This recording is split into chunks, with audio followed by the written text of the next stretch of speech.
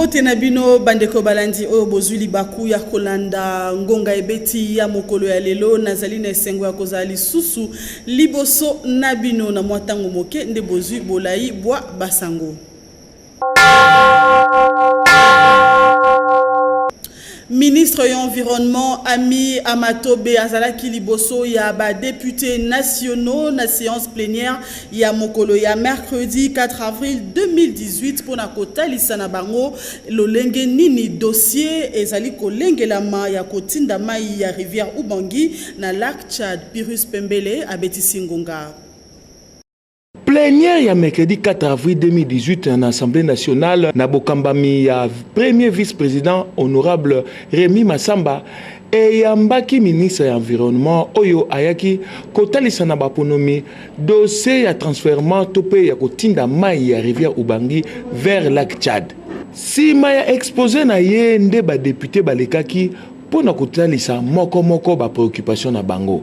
Na kati na bango Honorable F. Bazaïba, secrétaire général du Mouvement de libération du Congo, Oyo Atalisaki, ba danger écologique Oyo et Koki Kokoma, si ma réalisation ya projet Oyo. Pona F. Bazaïba, atako ministre Atalisi ba avantage nyonso Oyo RDC et Kozonanzela ya projet Oyo. RDC et Koki Kondima Yangote liboso ya ba conséquences ya mabe nyonso Oyo et Koyasima.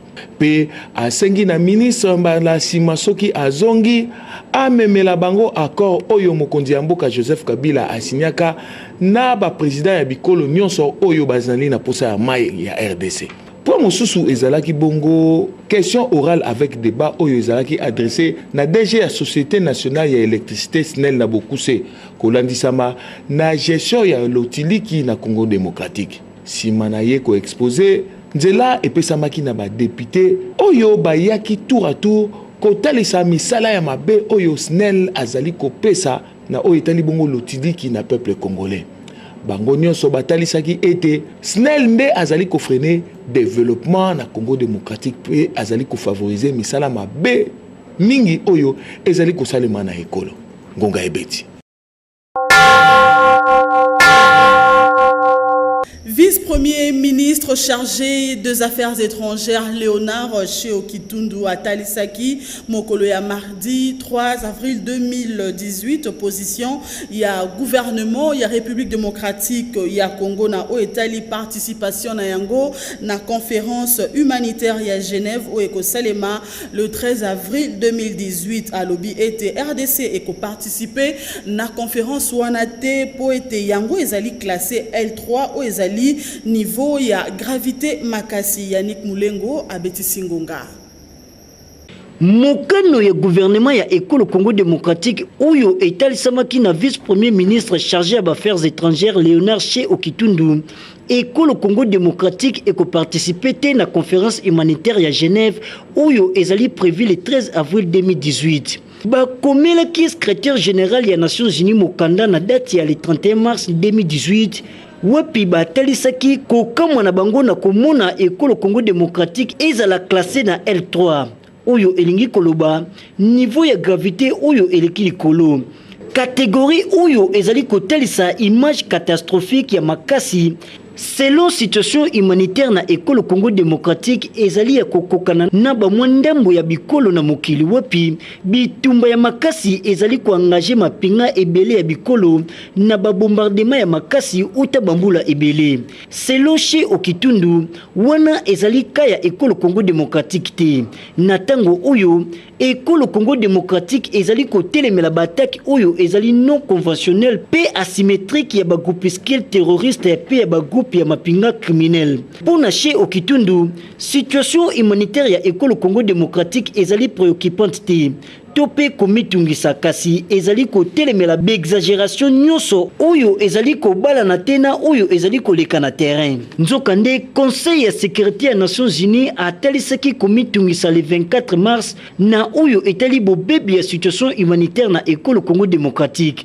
Oyo ekomi catastrophique na mwa ba région ya Ekolo. Ba membre ya conseil ba déclaré ki préoccupation ya makasi ya nombre ya bomati ya ba déplacé na intérieur ya Ekolo. Oyo lelo et s'est doublé na 4,49 millions 540 000 de réfugiés oyo bazali na École Congo démocratique, 714 000 réfugiés oyo bazali na bikolo ya pembeni. pour le président ya Azado Jean-Claude Katende atalisi ete mokano ya mbulamatari ya koboya ko participer na conférence humanitaire na faveur ya école Congo démocratique ezali ko tenir compte ya réalité ya terrain te. École Congo démocratique ezali na situation ya crise uta bambula ebele et sengelaki na gouvernement ko participer pe ko talisa ba preuve ya situation humanitaire pour na ko contredire Nations Unies ngonga ebeti. Mwanamboka Henri Christian Longenja Mokambi ya Kodod P collectif 24 abeti singonga na komona lolenge mbula matari ekolo Congo démocratique aboyi aide financière nyonso ko uta libanda ya mboka surtout penza na oetali maponomi oyo ezali koya azali na micro ya Félix Ziola pe Judex Makengo. Eloko motu ya senge ko yebaki Congo toza kokambama na bato oyo balingi Congo te. Soki totali makambo ya bapaya nyonso lelo makambo ya nationalité comme en face tout ça en vogue et soki otali ba liste ndenge eza kotambola elingi koloba te ebele baza kokamba biso baza bato toujours bapaya. Mais lokola baza bapaya mais baza kokamba Congo mais bazo boya mais sur les autres na mboka na bango elingi koloba nini ke bayebi ba secteur baza kosala soki moninga apesi yo aye kosunga yo elingi koloba te ke perdre souveraineté na yo lelo soki na ye na sengi tala naza likambo songolo sunganga nga moko naza to na mbongo boye mais nazo zanga etango moto apesinga asunganga ayokelinga mawa sunganga elingi koloba te ke na perdre bomoto nanga na perdre souveraineté nanga po yambo penza na misolo wana na koyeba apesinga misolo wana na condition nini mais koloba d'emblée du coup na orgueil nyonso te tolingi misolo na bino te eza souveraineté biso moko toko décider oui d'accord toko décider mais biso tolingi ke le 23 décembre tokende na maponami pe maponami ya malamu tous les sous le mythe prétexte que otala misoleza kokokate parce qu'il fallait seni ba pesa ye boye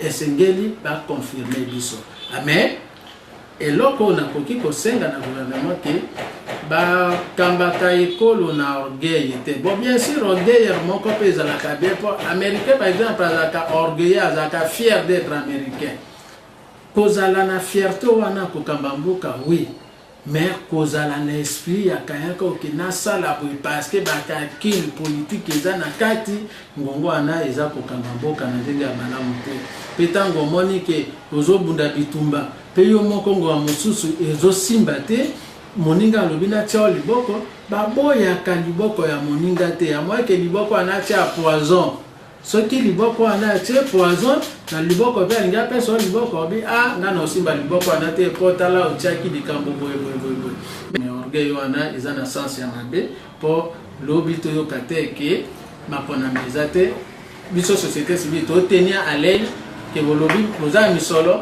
OK c'est une bonne chose mais le 23 to lingi to ke obwaka lokasa na irne pour que to pona ba konzina biso illégitimité et silence.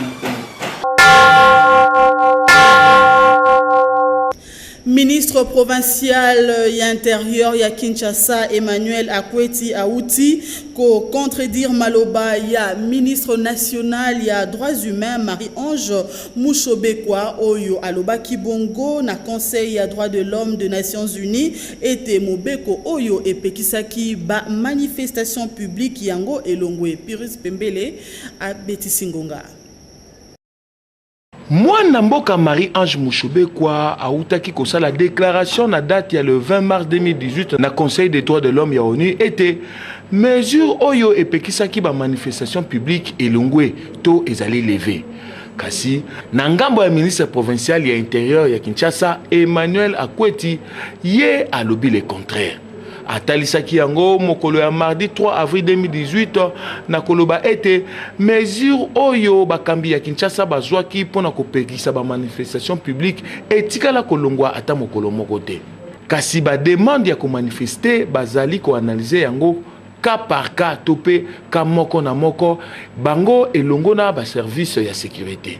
Nzokande Marie-Ange Mouchobe kwa na maloba na ye na Conseil ya droits de l'homme ya ONU a justifié ki kokwa sa mesure oyo konlandisama na tenu ya ba élection le 23 décembre 2018 pambate yango eko permettre na ba parti pe ba regroupement politique eko kwa bongo komilengele malamu pona ba élection yango. Esengeli ba manifestation yango esalema na respect ya ordre public pe ya ba valeur ya république lokola tolérance, non violence pe komdima ba parti ya baninga. Kasi na nyonso oyo baimboka bazali kotuna soki ba parti politique ba koyokela sikoyo nani ngonga ebeti.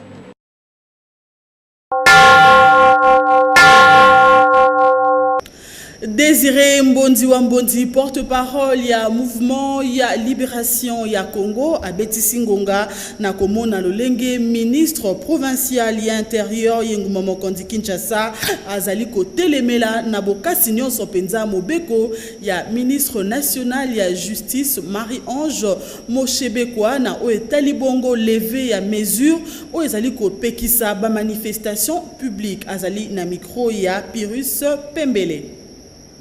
Awa na RDC tozali lokola na kati ya potopoto oyo azali mwa makasi ya bimime ngo bimotindi buruyeke oyo na lopoto ezali kolakisa na Biblia tango nano Nzambe akiraki mokili te, la terre était informe, c'était le toyi-boyi. Kuna ministre ya droits humains alobi awa na Kisasa na ville province ministre ya intérieur alobi oyaye okoyoka bourgmestre mususu akoloba pe oyaye mais nano liboso mesure ya ko encadrer ba marche. D'abord c'est constitutionnel, la liberté ya ko manifester. Nous sommes sous le régime d'information. Ce n'est pas un ministre provincial de Kinshasa qui va nous dire ça. Pour nani toboyaki Mobutu. Parce que sous Mobutu, il fallait qu'on ait une autorisation. Mais les autres ont la démocratie. Pourquoi un ministre provincial a rejeté le gouvernement de la République lobby? Pour nous, c'est un non-événement. Et il y a engagé Kakaye et Kosuka et Païnaye. Pour Bisso, tout ça là déjà Makambukuna dans le régime d'information. Ou interdiction des Akabango. Bisso to bimakala balabala te, tout ça là marche constitutionnelle. Ndenge constitution et pessibiso dit ça. Ceux qui baza poursuivi les lots, ça les rattrapera demain pour crime contre l'humanité. Ils ont tué Nako. C'est tout. Chargé ya mobilisation ya UDPS Lukunga Yannick Zoladio Abeti Ngonga kolandisama mokano ya président ya commission électorale nationale indépendante Corneille Nanga koloba ete sans machine à voter maponomi eko salemate pona UDPS baboyi yango na motema moko Lili Maleka pe Patrick Lusala. Na UDPS boya kiango banda kala za makambo bandi lelote machine à voter ezalaki chanter banda kala eloko tozoloba la mesenanga atia matoi mangongi te ye moko te aza na mbwandi ya kolinge seni d'abord seni ezorepartir na société civile toza na baprise moya ya badécision oyo ekorepartir encore pour l'installation nouveau président akosociede na seni. C'est pas lui que quand il y a aza wana po alobaka oyo alingi bato balanda mpo machine à voter non. Si la résolution est 2409 dans le Conseil de sécurité des Nations Unies, il y a un inconvénient pour la machine. Parce que les inconvénients, il y a des boyi yango. Et bon, puis sont partis, par exemple, la parti politique pour ce genre. On a la cosa là. Et qu'on a pas facilité de Kabila pour la pays qui n'a pas majorité. Et qu'on a intérêt à biso à présenter. Et que pèse tout le rassemblement, toute population. Donc, il y a dans la bouquet de Konanga.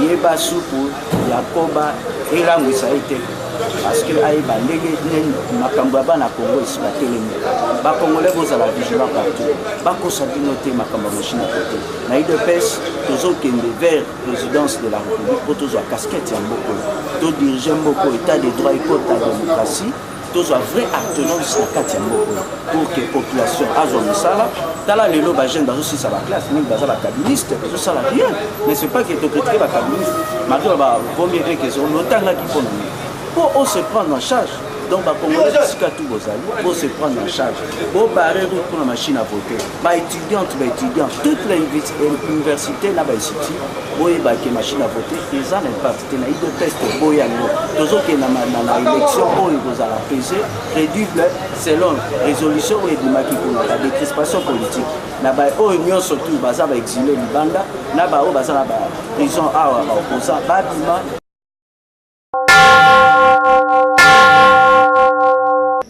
Le 4 avril, il y a Mbula Nyonso, Mokili Mobimba et Kundolaka, Bongo Journée internationale, il y a sensibilisation, il y a Makambo Etali, mine, pe assistance, il y a Boté les Mélimine, Natina Yango, rédaction, Yangonga Ebeti et Kanisi, Philo Chinguta. Journée internationale ya sensibilisation pour la makambi ya mine pe assistance ya lutte anti-mine kundola mi mokolo ya lelo mercredi 4 avril 2018 yango ezalaka le 4 avril ya ne nyonso bongo e banda na 2005 e ponamaki na ONU kolanisa na déclaration moko epesamaka le 8 décembre 2005 na koyeba ete ba mine anti-personnel ezali ba engin explosif oyo mingi ekundamaka na se ya mabele bongo explosion nango esalemaka mingi na tango oyo mituka lekaka likolo nango na tango oyo situation yebani nanu te soki évolue tote pamba te bobangi ezali nanu na kotala lolenge bamboka mususu ndakisa États-Unis d'Amérique, Russie, Chine pe Inde batia nanu mokolo tote na traité oyo bikolo mususu esinyaka na 1997 pona kopekisa ba mine anti-personnel kasi na bae oyo batia mokolo to bazali ko encourager bango kosalela ba instrument ya désarmement pona kobatela droit humanitaire pe droit de l'homme ngonga ebeti.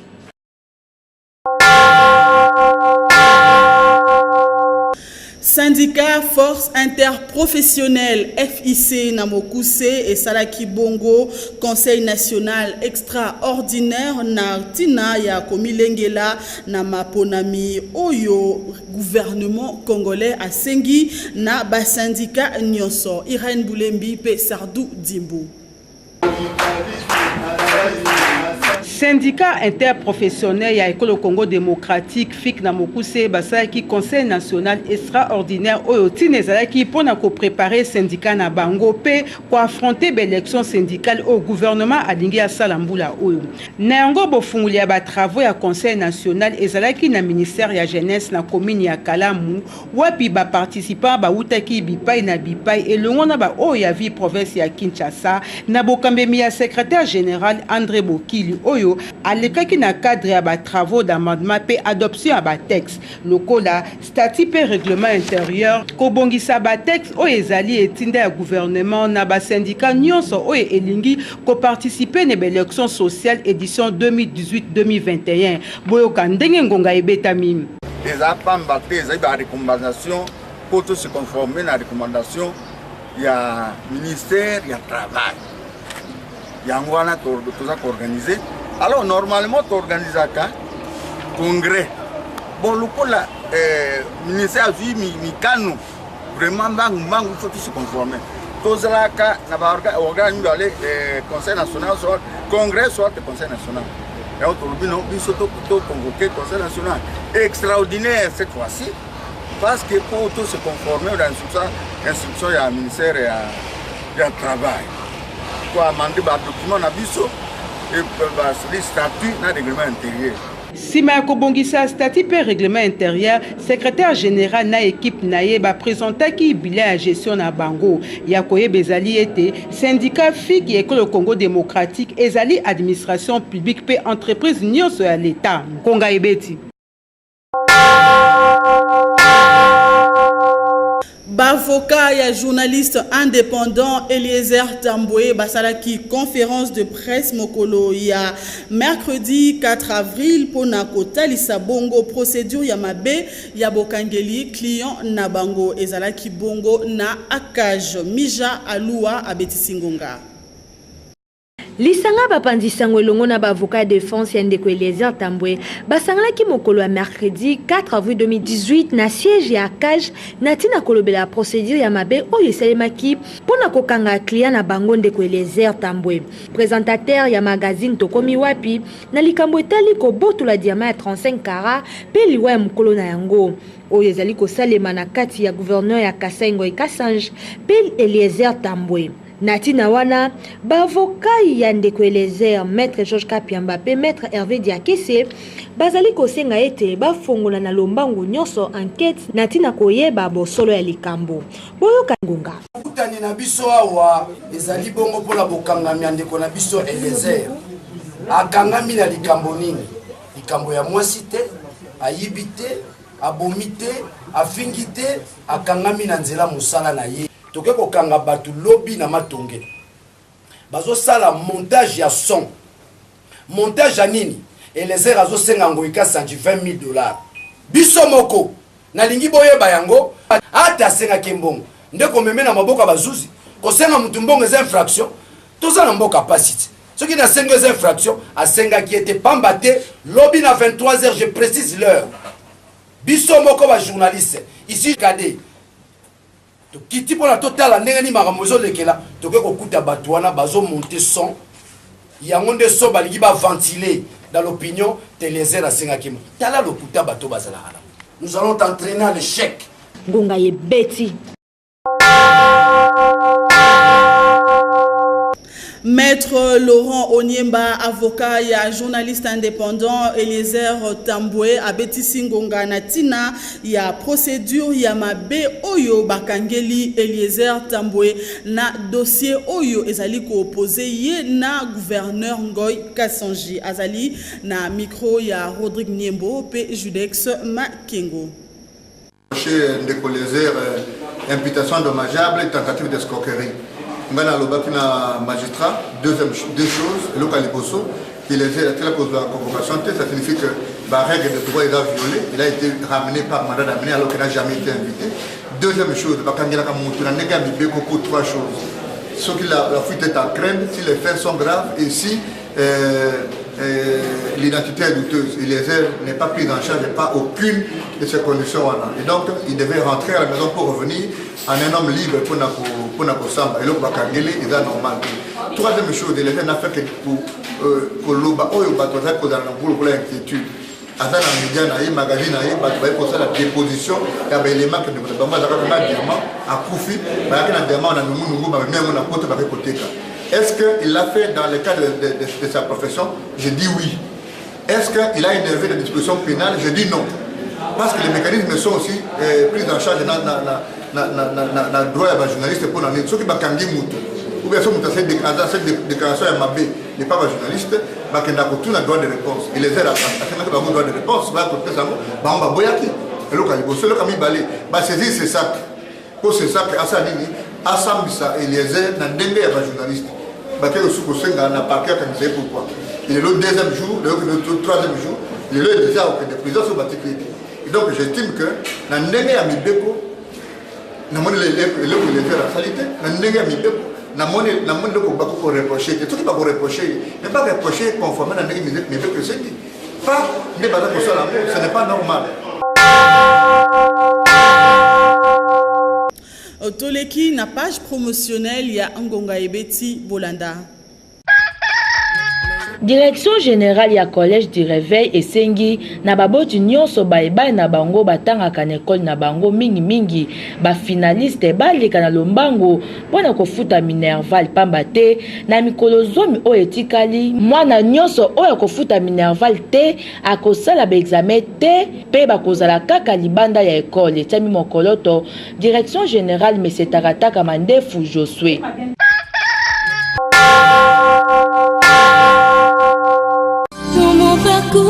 Sur la terre, tout peut sombrer. Kobi Sabokono oyo esilaka te babengi maladie incurable ezali likambo pe mayele nzambe ya pesa ye. Docteur Kabe mokambi ya centre médical Evre oyo ezomi na commune ya Kinshasa na bokutani ya babalabala Kabambare pe Bokasa liseki te ayebi banzete ya bokoko mpona kobikisa atako bokono yango eumela yoka ngonga. Na pesaka message ya force traditionnelle ou bien me dessiner bokoko na ngai beki na se nakuta mutu na beki te message ya kende monde mobimba oyoki bongo loba lokuta tokutana bandeko ya paralysie 100 ans drépanocytose ou bien anémie SS. Nazali pona ba maladie incurable en général. Nayebisaka bino boye bozala na tembe. Oyoki message wana loba lukuta kondi mambala moko te bandeko. Tout type de tibère, tout type de cancer, prostate, ata ozana sonde, 100 ans, 0. Mboka, système bekina se. Nasina loba na bino mbala na mbala. Naponi maladie te, maladie incurable en général. Allez, c'est baya mugongo. Nasina loba na yo maladie spirituelle et loko ezate, eza neutralisé. Ngonga ebeti. Milnok, Flat Hotel Moko na Kinkoli. Oui, nani andimaki te ke un jour RDC ekokoma na ba Flat Hotel pe restaurant oyo ezali na ba norme internationale. Yango yo, Flat Hotel Restaurant Milnok oyo ezwami na balabala Mwengi numéro 1 na commune ya Ntsele Kinkole Pêcheur. Ezo répondre na ba norme internationale. Ezali na espace vert pona kozwa mopepe. Ba chambre ya kitoko bien climatisée. Na kati ezali na ba mbetu très confortable. Télévision, installation hygiénique pona kotanga kaka wana. Groupe électrogène pour la assurance ya courant. Côté sécurité sans faute. Et ce qui wanate et zali peli sous na restaurant toujours na ba norme internationale. Cuisine ya libanda pe ya kati et simba mina ba cuisinier très expérimenté. Soki otima kolona Flat Hotel Restaurant Milnok okoposa na ke ozali na RDC. Ezali pe na salle kitoko pour na conférence na bino. Flat Hotel Restaurant Milnok ezwami na balabala Mwenge numéro 1 na commune ya Ntsele Kinkole Pêcheur. Référence maison communale. Je prépare ma mignon pour notre mignon soit à l'aise. Olingi maboke, olingi musuni, olingi kayabo, olingi hamburger, mignon soyo sepela ezali. Na Milnok elemele. Voilà, biso tozana toza prêt pour nous recevoir yo oza mundele, yo oza mutumwendu, yo oza africain. Parking où il faut recevoir à plus ou moins 10 voitures. D'abord, ils en ont pour la discrétion et puis de deux, sécurité. Papa, au niveau de ma famille, moi, si bana, pour préparer la film pour les enfants, la film où il y a des adultes, les alliés. Donc, les enfants, nous sommes sur à l'aise.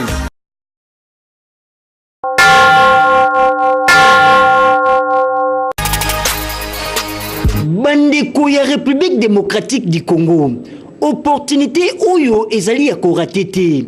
Pona kosunga ba mama na sanza ya avril, centre hospitalier mixte Sibé Congo ekitisi ba prix na yango pona kosunga population ya École Congo démocratique na bokono bozali na yango. Fiche ekomi ya ofele.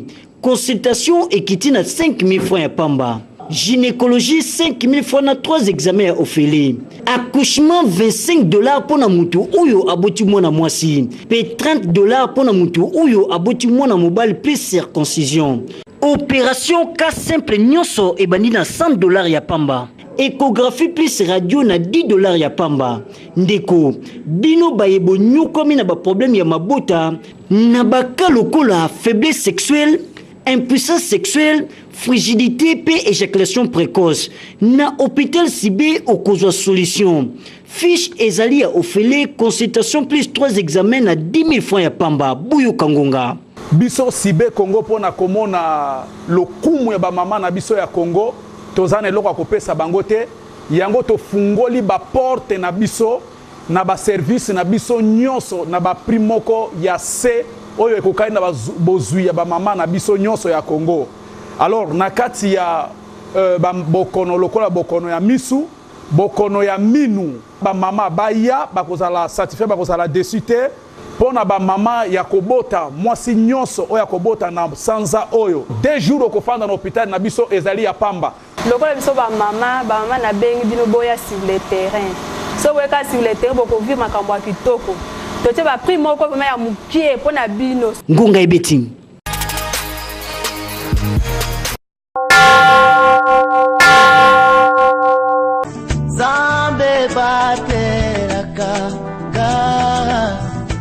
Ndeko nini esila kate ya yo bokono elata lokola lokolo elata sapato po okutanaka na baminganga oyo bavandisa masolo te. Tala na centre Herbo Pharma oyo ekambamaka na Dr Laurence Mbuyi, moto amema ngambu mpo na lobiko ya bana Congo na bakisi ya banzete oyo ye moko asili kosala okozwa solution.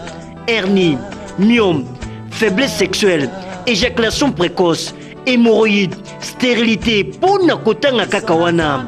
Sima ya consultation ata bokono na yo ezali ya lolenge nini na expertise ya Dr Laurence Mbuyi akopesa yo plante oyo ekosilisa bokono ozali na yango. Buyu Kangonga.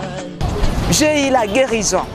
Et puis c'était rapide, je vous dis. Avec le produit d'Herbo Pharma, il n'y a pas de doute, hein. Il faut venir. Herbo Pharma, je sais que bien. Donc, je vais un témoignage. Quand je suis camion, je vais faire une opération, mais un jour, on a vendu le TV.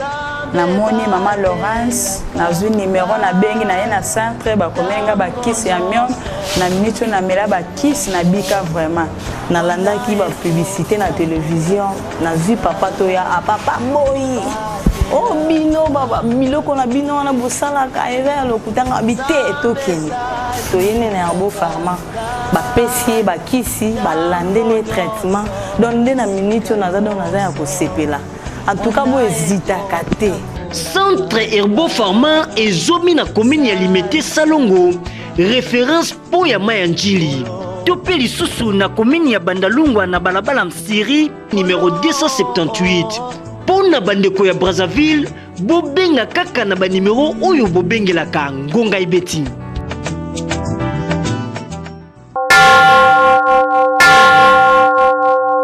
Tozali na sango ya mawa rédaction ya Ngonga Ebeti ekaboli mawana libota oyo ezwi matanga.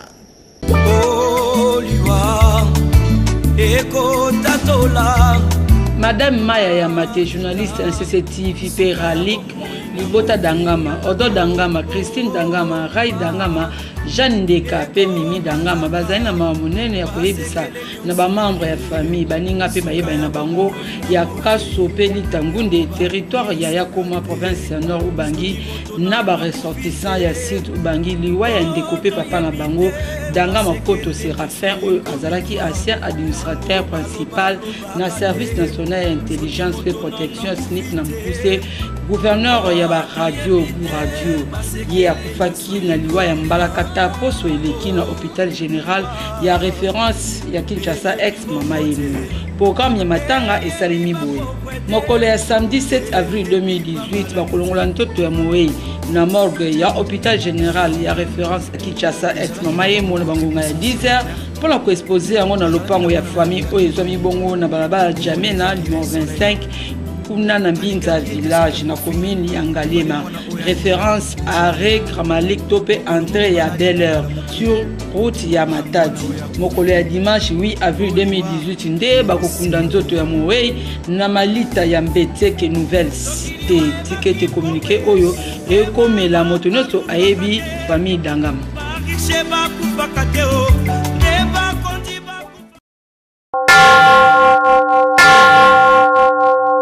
Tokomi Nasuka ya basango ya Ngonga Ebeti ya mokolo ya mercredi 4 avril 2018 mokolo ya jeudi 5 avril 2018 bokutani na Lili Maleka pona basango mosusu ya Ngonga Ebeti. Merci na bino baebozalaki ebele uta na quartier Salongo commune ya Lemba pona kolanda basango ya Ngonga Ebeti. Botikala malamu.